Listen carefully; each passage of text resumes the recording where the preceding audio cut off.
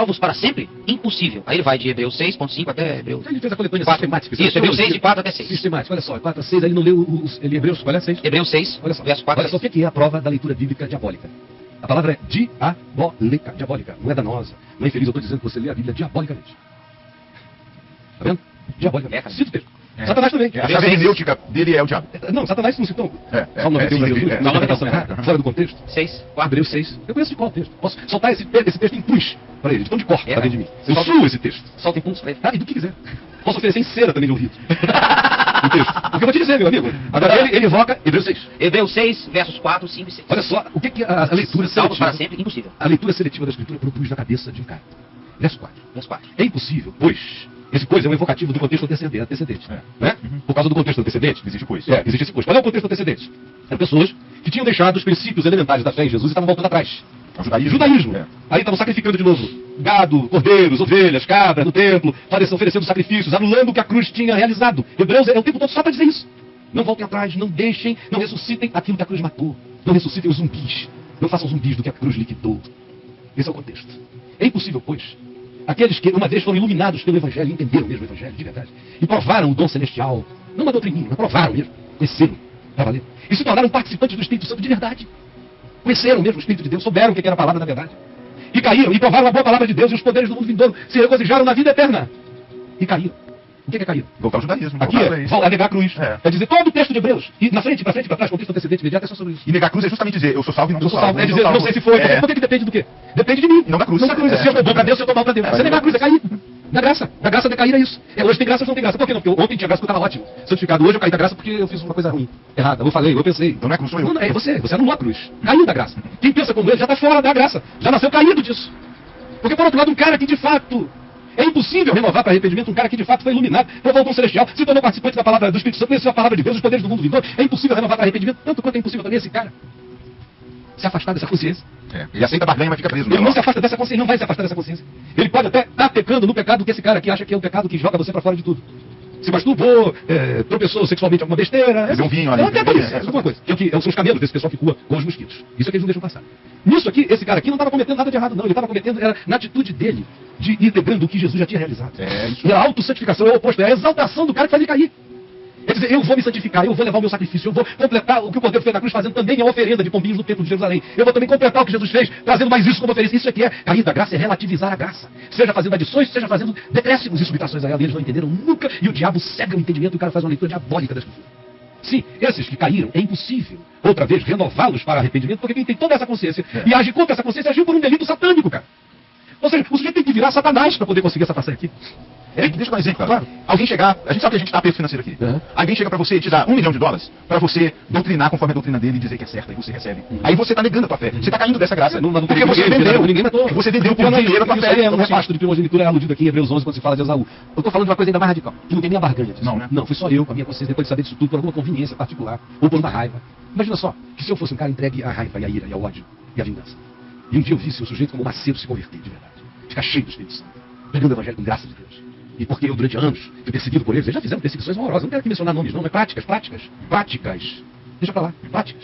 Não foi vernacular, nem oral, não. Prática de estimular autoridades a quererem me pegar de qualquer jeito. Eu tenho histórias e histórias pra contar, deixa pra lá. Em mim não tem nada. Mas vamos supor que eu fosse esse bicho ruim.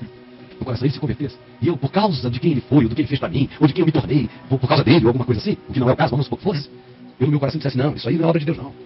O cara falando tudo certo, ensinando tudo certo, fazendo tudo certo, pregando tudo certo, cheio de fervor e amor no coração, e eu dizendo as mesmas coisas que eu digo hoje das loucuras que ele faz. Sabendo, todavia, que era genuíno agora o que estava acontecendo com ele. Só para destruí-lo também. Eu estaria pecando contra o Espírito Santo se eu fizesse isso. Eu estaria. Em mim seria. Eu estou falando de um homem que sabe, que viu, que discerne e que está deliberadamente dizendo que o que está acontecendo de Deus na vida de um ser humano não é obra de Deus, é obra do demônio. Isso, consciente e lucidamente, por vingança e raiva. Isso é pecar contra o Espírito Santo. Quem for capaz de fazer isso, então é capaz de se enquadrar aqui. Com essa lucidez, com essa consciência. Graças a Deus, a maioria não é. Por isso entra aqui como uma advertência. É impossível renová-los para arrependimento, visto que, de novo, estão crucificando para si mesmos o Filho de Deus e expondo-o à ignomínia.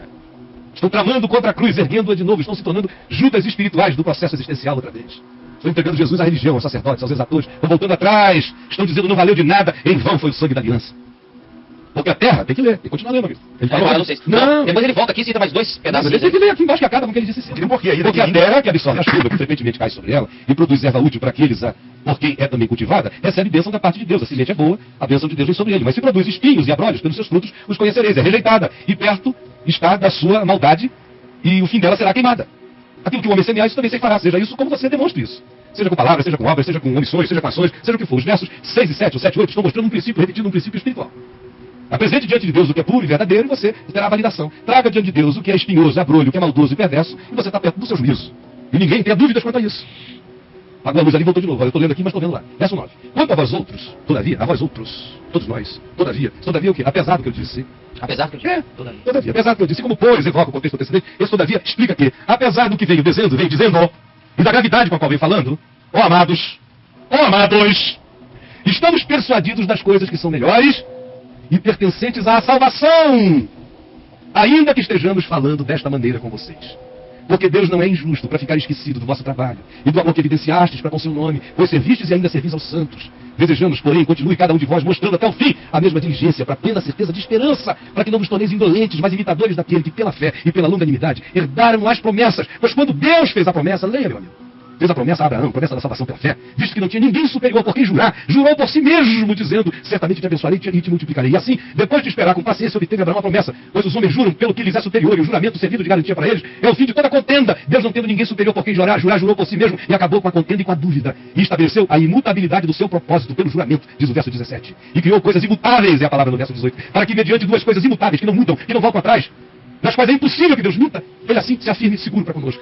Portanto, sabendo disso, forte alento tenhamos, nós que já corremos para o refúgio, a fim de lançar mão da esperança proposta, a qual temos por âncora da alma. Minha alma já está plantada, já está ancorada no Santo dos Santos.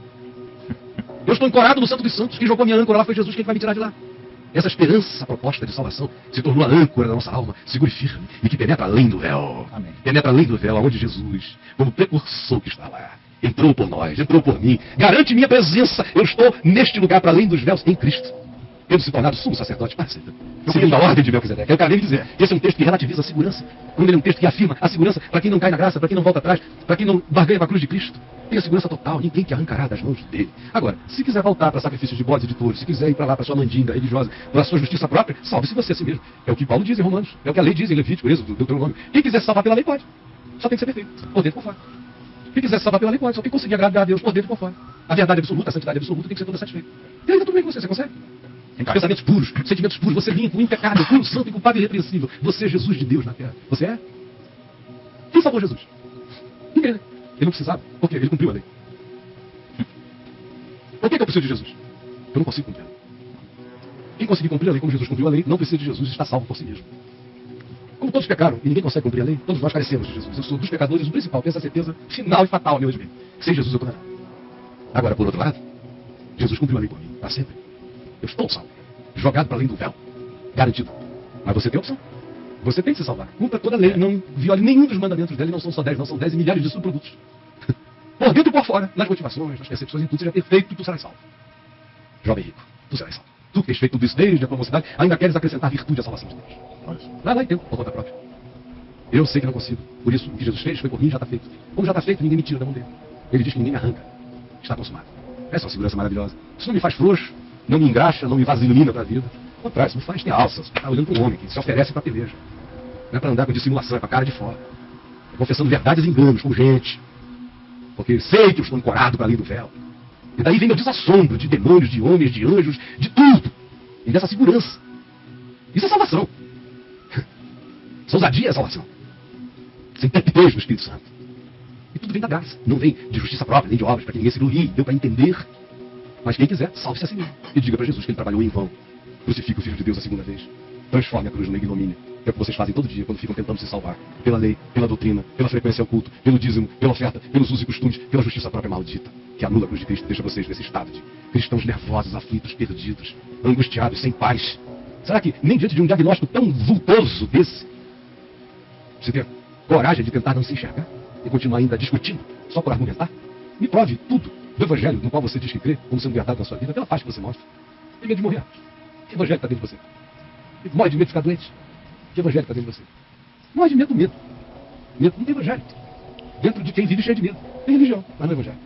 Quando o evangelho entra, aí, meu amigo, a salvação se planta, e um homem salvo é um homem solucionado. Ele não é perfeito, ele sabe que não é.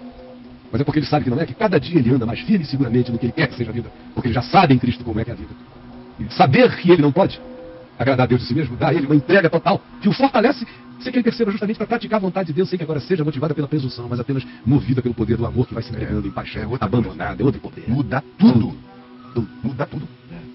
Mas tem uma coisa imutável na minha vida que nem eu nem Deus consegue mudar, cara. Jesus Cristo morreu para me salvar. É imutável. Eu não mudo mesmo. Se eu errei, se eu pequei, não sou pequeno, não mudo. E está feito, Bolsonaro, né? Já foi. E isso que faz a grande mudança, né? Porque o que transforma é o coração. Não é mais o que eu faço, o que eu deixo de fazer, é o que eu sinto com relação ao próximo. Porque com relação a Deus já está tudo resolvido. No meu caso, eu não tenho mais demanda com Deus, o problema agora é com o meu próximo. E é aqui que eu tenho que todo dia praticar o Evangelho e crescer em salvação, desenvolver a salvação com temor e temor na relação humana. Relações diversas. Que é onde, o único lugar onde a minha salvação se desenvolve no espaço. É no encontro humano. Só pode servir a Deus se fizer ao próximo, porque ele estava com fome, não é? A lógica explica aí. A lógica dele é sempre essa. E aí, Bruno? Como é que a pessoa não consegue entender isso? Ele não entendeu ainda? Não sei. Será que é porque é muito mais fácil? Porque é tão fácil isso. É aparentemente fácil, se descomplica tanto que o cara entra em crise, porque tira da mão de todo mundo o poder de dizer, eu sou mágico. Não tem mais Dynamo nesse show. Todo mundo anda sobre as áreas. Acabou a graça. Acabou, não tem mais o clero e o laicado. Não tem mais a oficialidade e os leigos. Não, acabou tudo. Todo mundo é leigo de Deus, é laus, é povo de Deus. E pronto.